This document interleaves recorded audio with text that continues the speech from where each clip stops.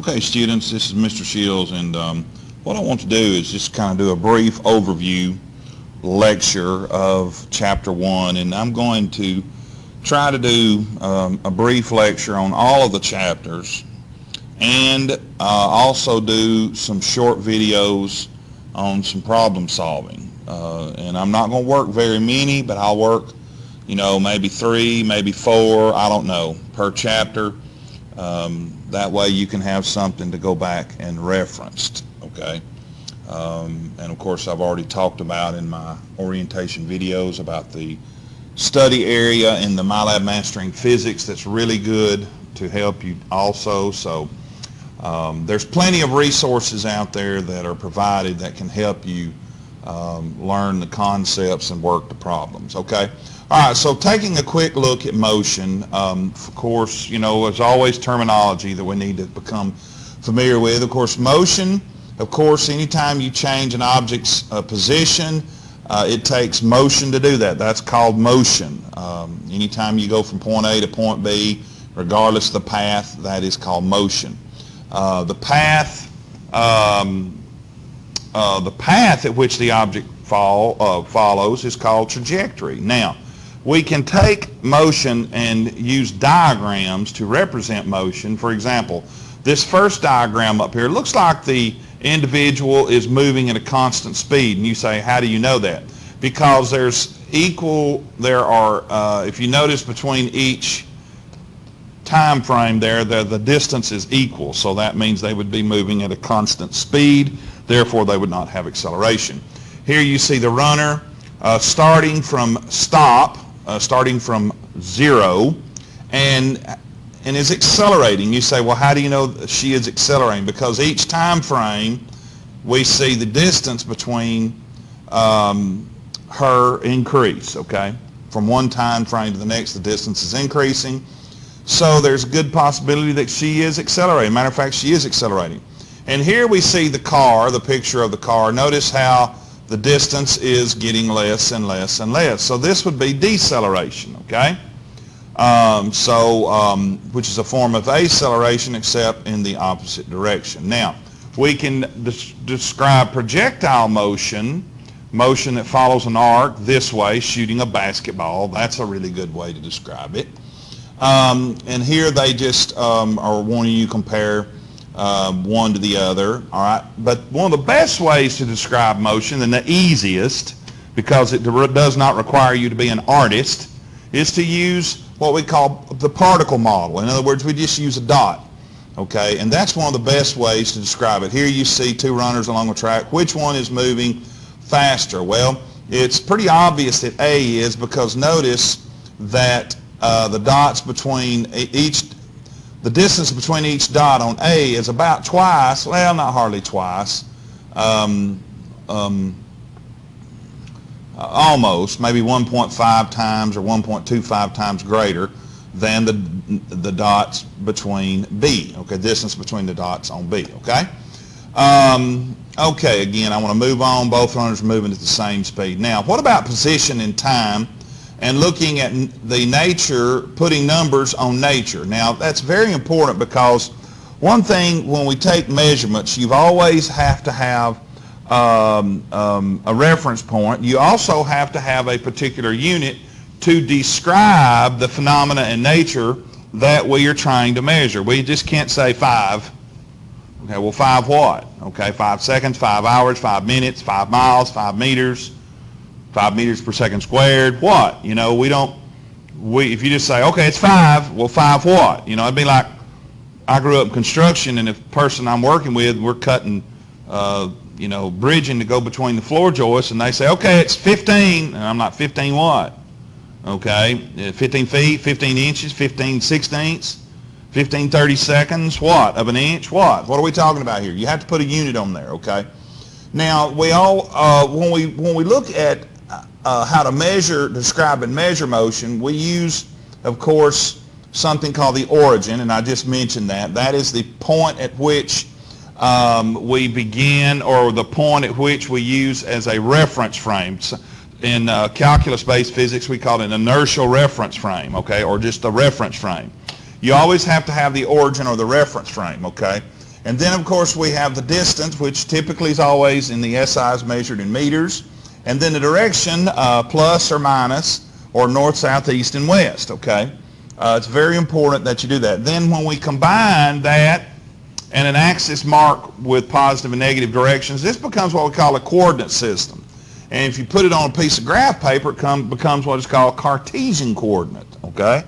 All right, now, okay, so here we see the runner starts at 0, runs to 20, finishes at 50. At this point in time, maybe they've measured her distance to be 20 meters at how many ever seconds later, and this is where she's running to, 50 meters, okay? But notice we have a starting point is 0. Now, does the starting point always have to be on 0 meters? Well, no. We could, it's all according to what we're looking at, what the situation is. We might be starting at 10 meters or 4.5 meters, That might be our starting point, okay? So it doesn't always have to start at 0, okay? That's important to remember, all right? Now, time, of course, is one of our fundamental units in nature. And what do you mean by fundamental? It is not derived, okay? It's not a derived unit, okay? It's a fundamental unit of nature. And how do we describe time? Well, time is actually the continuous moving forward or flowing forward of events, okay? In other words, time is always moving forward. It is not moving backwards, okay? No matter how much we love Back to the Future, okay? It's always moving forward. Now, when we look at changes in position, we call this displacement. Now, remember, what's the difference in direction and distance traveled and displacement? Well, displacement has to have a reference to a starting point, okay? Displacement actually deals with direction, whereas distance just is a scalar quantity. We'll get scalar and vectors here in a little bit.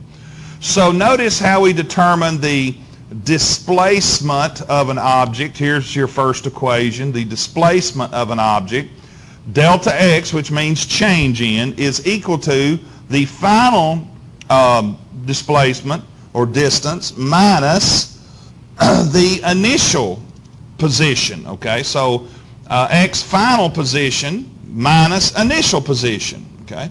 Well, what if my x final is negative? Well, you put that negative in there. Now here, when we're doing displacement, sign, S-I-G-N, the positive and the negative becomes extremely important.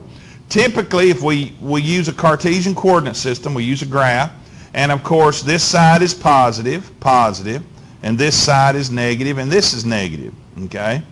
So if we're moving to the east, that's positive x. We're moving to the north, that's positive y. If we're moving to the west, that's negative x. And if we're moving to the south, that's negative y.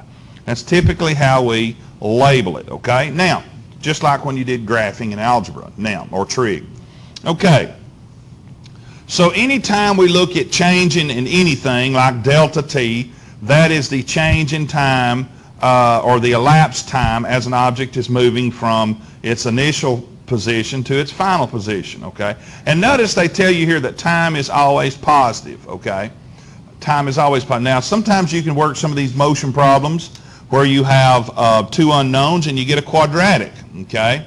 And, you got an unknown velocity and an unknown acceleration, or unknown velocity and an unknown time, okay? And you have to use a quadratic equation. And you say, well, if I'm solving for time, then my time can come up negative. Well, that's true according to the quadratic, but in actuality, in real life physics, it is never true, okay? There's no such thing as negative time, okay? It's always positive. Now, okay, now here they give you an example. They're wanting us to calculate the change in, I believe, displacements. Carol's enjoying a bicycle ride on, and I'm not going to always read over every one of these. I mean, you can go back and watch the video and read over them, but I'm just not going to take the time to do over all of them because I want to get through the concepts of what we're trying to learn and work problems too, okay? All right, so she's got a bicycle ride on a country road that runs east and west, past the water to define a coordinate system so that increasing x means moving east. At noon, Carol is 3 miles east of the water tower. Okay, well, just draw you a number line. let the water tower, see, it tells you that the water tower is what we call our inertial reference frame, or our reference point, okay? And so that would be at 0 meters, and of course 3 miles east, and then a little bit later she's 2 miles west. Notice how that becomes negative, okay? So that'd be an easy way to do it, all right? Just remember, whatever you're moving, whatever is mentioned in the problem is the, we're moving past a tree, or moving past the light pole, or the water tower, okay? We're going to, that is your inertial reference frame. That would be like your 0 point, okay? And you can make that 0 unless it's otherwise specified in the problem, okay? Okay. All right, now, and of course they go on and says we can compute her displacement, and notice what happens here. Notice that her final was negative minus the initial. Well, notice her overall displacement is a negative 5 miles. So what does that negative tell me? The negative tells me, that negative right there tells me she was moving west once it was all said and done. Okay? Okay. Does that make sense? All right? Now, okay. Here's another problem. Maria's at position 23 meters. She undergoes displacement. Now, notice that right there is delta x. Remember how delta x is equal to x final minus x initial. So we got to find what? What is this? So we algebraically solve it. It becomes what? Plus x initial. All right? And that's how we get negative 27. All right, let's move on. Here's another one you can go over. You can read it. Go back and look over it. Again, I don't want to spend a lot of time on all these sample questions. Some of them we will, but not all of them. But you can go back and watch the video, pause it, and read it and see what the answer is. All right, motion at a constant speed in a straight line is what we call uniform motion. You say, why do we call it uniform? Okay, hang on one second. I have to pause, so please bear with me. Okay. Sorry about that. Okay. All right, so when we look at motion, uniform motion, okay, and of course they call that motion in a straight line. We could also say that constant motion. Could be, if it's uniform. Typically we say when it's uniform it's constant. Now, notice here we're just describing motion using this simple equation. Speed is equal to the distance traveled in a given time interval divided by the time interval. We call that speed. You can write it this way. Speed is equal to d over delta t, okay, if you want to write it that way. However, do not confuse speed and velocity. Even though they are very similar in how they are calculated, they are not exactly the same thing. Now, can you have the same speed and velocity? Well, you can, but typically it doesn't always work out that way, okay? Now, notice we go from speed, how fast an object is moving, to velocity, which gives us both the speed and the direction. So simply put, or simply calculated, velocity is equal to the change, velocity is equal to the change in displacement divided by the change in time, okay? In other words, delta x divided by delta t. Remember, delta means change in, okay? Now, we call this average, okay? This is called average, and I'm on page 9, average velocity. So we could actually come in here and say AVG if we wanted to, or we could do this right here. We sometimes see it written this way with a bar over the top of it, which means average velocity, okay? So you can write it either way, it doesn't matter, all right? Now, so here's another equation you need to write down on your formula card. Okay, here's an example problem again. I don't want to go over every one of these examples because we'll be here all day. You can go back and watch them, okay? Now, when we measure quantity, we do so by something we called precision, and there is a difference in accuracy and precision. Precision is, we define the precision by the number of places past the decimal. In other words, how close are a group of measurements to each other. If we measured this object and it was 15.57, 15.56, and 15.58, then we would say that measuring instrument has very, very high precision because those numbers are very, very close together, okay? However, accuracy, and I know that's not on here, but I'm going to tell you what it is anyway, give you a little more bang for your buck. Accuracy is the closeness a measurement is to an accepted value.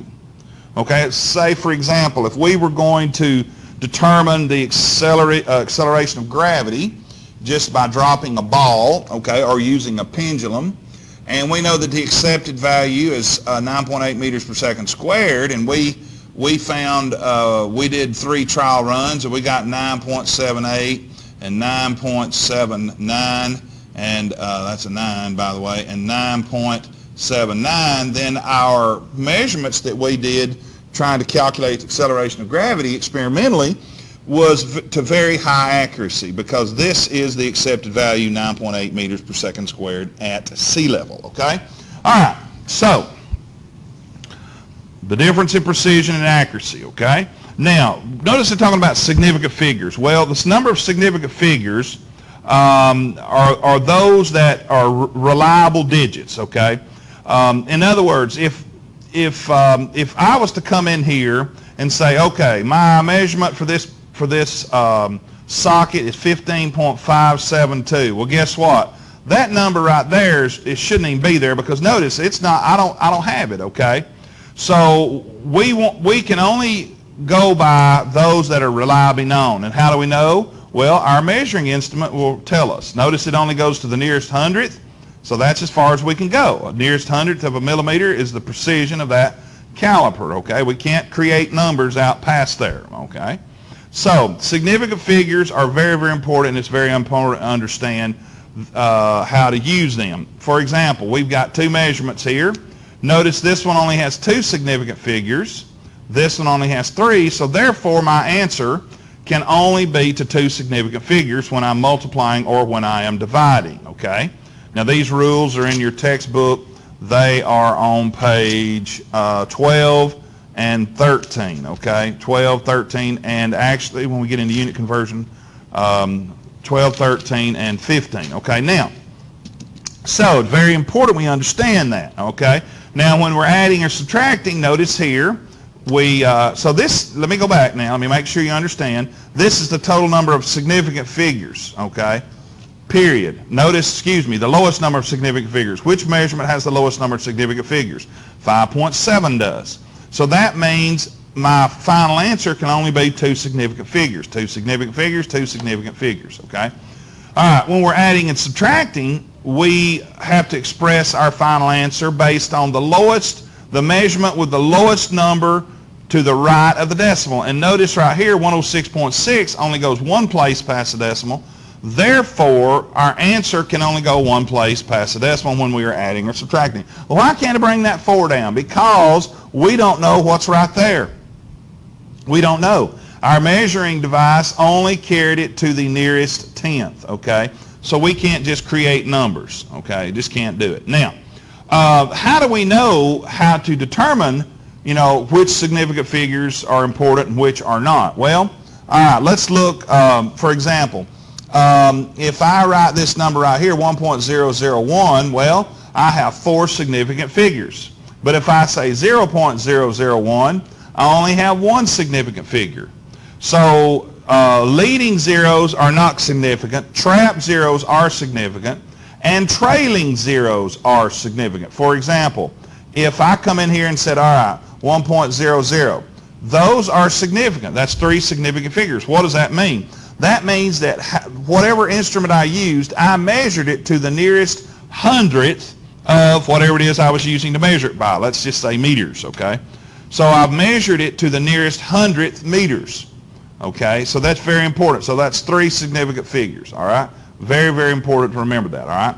Now let's move on. Let's look, all right, how many significant figures here? They're wanting us to rank, for example, B is more than C, and then it has a number, and as A, and it has more than D. You would give your answer as what? Okay, well, let's just look at this. How many significant figures do we have? All right, notice there's no decimal. You say, well, what if there's not a decimal? All right, it's understood to be there, but notice it's not there. So, therefore, since there's no decimal, those two are not significant. Two significant figures, okay? Two significant figures. Three significant figures. Four significant figures, okay? Very, very important, all right? And then, of course, they'll tell you, notice they say ambiguous. Well, why? Well, because there's no decimal. See, that decimal makes a big difference, okay? Makes a huge difference, okay? And if you're an engineer, you know that, all right? Now, how do we write scientific notation? Well, again, it all has to do with moving the decimal. Do we have a very large number, positive power, very small number, negative power? For example, we got 6,370,000. We would write that with using scientific notation. That right there, 6.37 to the sixth. 1, 2, 3, 4, 5, 6. Now you say, now why did you go to 6? We usually, if possible, we like to keep 2 digits to the right of the decimal, if possible, okay? In other words, we want to write it to 3. We want the the number there to be 3 significant figures and then put an exponent on there as to what power, all right? Right here now, they didn't do that. And that's okay. That's okay because it's a really small number. So when we're backing up, going to the right, when we're going to the left, it's positive. When we're going to the right, it's negative. 1, 2, 3, 4, 5, 6. Excuse me. Where that came from, I don't know. But 7.5 times 10 to the negative 6, okay? Okay, so that's how we do that. Now, let's do a couple real quick just to keep you happy, all right? Let's say, what would this number right here be? 1, 5, 1, 1, 0, 0. All right? Let's put that in scientific notation. So we would say 1.5, 1, 1 times 10 to the what? 1, 2, 3, 4, 5 times 10 to the fifth. Let's just say meters, okay? Now, what if we were going to do a real small number? 0.00000572. Then we would say what? 5.72 times 10 to the negative what? 1, 2, 3, 4, 5, 6. Let's just say meters, okay? All right, to put a unit on it. So notice that's a very, very small number. Notice I had the option of going to, having 2 places to the right of the decimal. Okay. All right, now what about units? Again, units are very important. Now, here are some basic, what we call fundamental quantities. And you say again, why are they fundamental? Because they're not derived. The second is not derived, the meter is not derived, and the kilogram is not derived, excuse me, okay? So these are what we call our fundamental quantities. Notice that the abbreviation for time in seconds is S, for meter is M, and kilograms is kg, because it's 10 to the third kilograms. Now, what about converting units? Let's say I want to go 60 miles and convert to kilometers. Well, you've always got to have a conversion factor to be able to do this. All right, now we do this by a process called factor labeling, or what we call dimensional analysis, whichever one you want to call it. On the on the front inside cover of your book, you see a conversion factor table, all right? And notice when we're doing this, notice we started with 60 miles. We want to convert it to kilometers. Well, notice I have to put my 1 mile on the bottom, so my miles will cancel out. Then we multiply, we get 97 kilometers. Okay, now, all right, what if we did another one? Let's look at another one, just going by the front inside cover here. Let's say we're going to convert 35.7 centimeters, and we want to convert it to inches. We're looking at the front inside cover. We know that 1 inch is equal to 2.54 centimeters. Okay, so let's set it up, 35.7 centimeters. Okay, let's do our little dimensional analysis here. We've got 1 inch goes on top, okay, and 2.54 centimeters on bottom. Now, why did I put it on bottom? Got to cancel out my centimeters, okay? And so we're going to divide, aren't we? Because notice you got 35.7 over 2.54, And so what does that come out to be? 35.7 divided by 2.54. And we get 14.06 inches, okay? And that's how we do conversion factors, okay? It's very easy, all right? All right, let's move on. Of course, estimating an order of magnitude, for example, if I said I had 950 oranges in a basket and every basket was the same size, okay, then I would just say that each basket would hold what? 1 times 10 to the third oranges, right? Oranges. There we go. Yeah, I could just, since that's close to 1,000, I could just round it up to 1,000 and say, okay, on the order, each basket on the order of the, each basket will hold on the order of magnitude 1,000 oranges, 1 times 10 to the third oranges, okay? So again, the order of magnitude is just a way to estimate, okay? It makes, calculations, rough calculations much easier, okay? Here we see converting speed based on, I'm not sure what it is, use a approximate factor table. Okay, all right, let's move on. All right, now, vectors and motion. All right, real important we understand the idea of what a vector is and the difference in a scalar quantity and a vector quantity. Now, scalar quantities typically are just single number values with a unit. In other words, we could say 75, I gotta watch it here, 75 miles per hour, okay? That is a scalar quantity. 50 meters per second, that is a scalar quantity. Notice it only gives me a magnitude. It does not give me a direction. Now the units are not direction, okay? That's not direction. That's just a unit it's in, all right? Okay, but a vector quantity has both magnitude and direction, okay?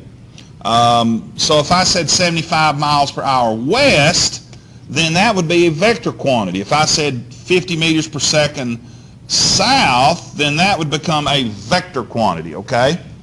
Vector quantities not only have a numerical value, what we call magnitude, but they also have direction. Very important, because many of our properties in physics, quantities that we measure quantitatively, are vector quantities. Okay, now some are scalar, and we'll talk about them as we come to them. But there are several that are vector quantities. For example, velocity is a vector quantity. Acceleration is a vector quantity. Force is a vector quantity. Okay. So direction does matter, okay? It matters very much so, all right? Okay. So here, how would we write using arrows? And arrows become very useful for drawing vector quantities. And typically we have what is called the tip to tail method of writing vectors, but it all depends on whether you're adding or subtracting vectors, okay? But notice that we draw this. Notice if you were to draw A and then draw B, okay? Whoops, I'm going backwards. All right, so net displacement for trip with two legs is the sum of the two displacements that made it up, okay? So if you had A to B, then how are you going to draw it? Well, here's displacement A, here's displacement B. Put tip to tail, and guess what? This side right here becomes A plus B, okay? That's A plus B. Well, gee, that looks kind of like Pythagorean's theorem, doesn't it? Well, if it's a right angle, if that angle right there is, boy, that was horrible. If that angle right there is a 90-degree angle, then yes, okay? But really and truly, though, folks, we can still use it even when it's not a right angle, okay? If I have something like this, okay? Because the number of angles in a triangle are what? 180, we can still use Pythagorean theorem. All right, now, given vectors P and Q, what is P plus Q? Well, okay, let's look at it. Remember, tip to tail. So we're going to do P this way and tip to tail and Q that way. So gee, it looks like A ought to be right there. It should be that one right there, shouldn't it? And it is. Okay, that's how you draw it. Okay, that's how you draw vectors. All right, Anna walks 90 meters due east and then 50 meters due north. What is her displacement from her starting point? Okay, so she goes 50 meters. Okay, so she goes, no. She walks 90 meters east, so here's 90. From here to here, that's 90. Okay. All right. And then she walks 50 meters north, right? North. This is east. This is north. Okay. So where's the resultant? And by the way, we call that the resultant. That is called the resultant of the vector.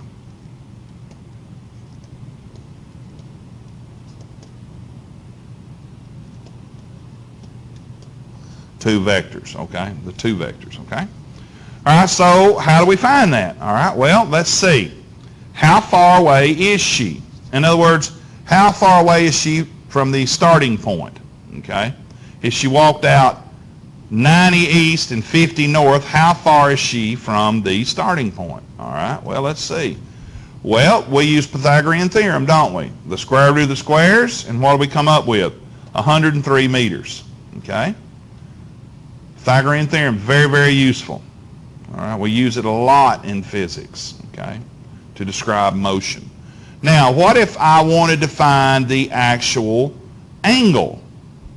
What if I wanted to find theta? Well, our sine and cosine and tangent comes in really handy. Okay, here's another equation now. So the angle is what? Arctangent or inverse tangent of what? Y over x, right? Y over x, and that's not negative, it's just y. It's a typo error there, excuse me. There we go. All right. And so we see that it's 29 degrees. Now, does the sign, S-I-G-N, become important? It most certainly does, because what if y was negative? Then you have to put in the negative. Or what if x was negative? Then you have to put in the negative. Because that changes the angle. Okay, it makes a big difference. Why? Because whenever we reference angles using vectors in physics, we always orient everything, and it's, I say we always do, it's easiest to orient it from the positive x-axis going counterclockwise. Okay? So if we had this result here, zoop, there we go, right there. All right. Okay, and I hope this makes sense. Okay. All right, and that's where we're going to stop.